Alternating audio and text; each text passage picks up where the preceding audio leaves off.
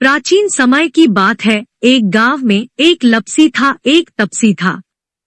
तपसी हमेशा भगवान की तपस्या में लीन रहता था। लपसी रोजाना सवा सेर की लपसी बनाकर भगवान का भोग लगाकर जीम लेता था। एक दिन दोनों लड़ने लगे। तपसी बोला, मैं रोज भगवान की तपस्या करता हूँ, इसलिए मैं बड़ा हूँ। लपसी बोला, मैं रोज भगवान को सवा सेर लपसी का भोग लगाता हूँ, इसलिए मैं बड़ा।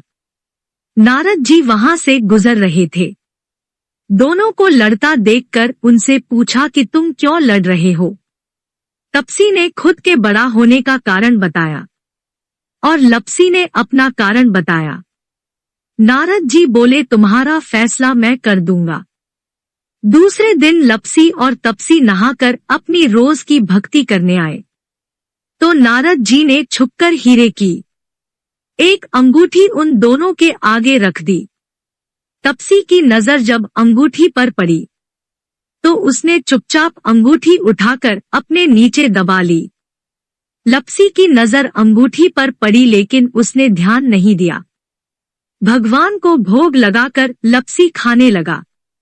नारद जी सामने आए तो दोनों ने पूछा कि कौन बड़ा। तो नारद जी ने तपसी से खड़ा होने को कहा।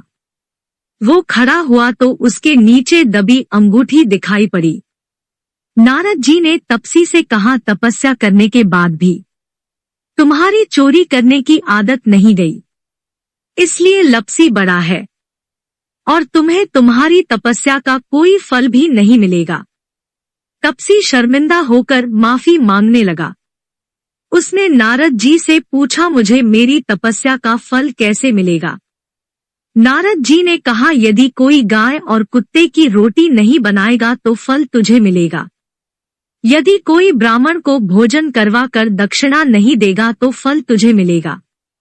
यदि कोई साड़ी के साथ ब्लाउज नहीं देगा तो फल तुझे मिलेगा। यदि कोई दिए से दिया जलाएगा तो फल तुझे मिलेगा। यदि कोई सारी कहानी सुने लेकिन तुम्हारी कहानी नहीं सुने तो फल तुझे मिलेगा। कहते हैं, उसी दिन से हर व्रत और कहानी के साथ लपसी और तपसी की कहानी पढ़ने की परंपरा शुरू हो गई।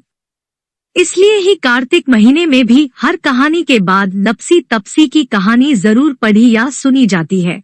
यदि आप ऐसे ही कहानियों को पसंद करते हैं तो कृपया आप मेरे YouTube चैनल कहानियां विद सीमा को सब्सक्राइब, लाइक एंड अपने दोस्तों के साथ शेयर करें। धन्यवाद।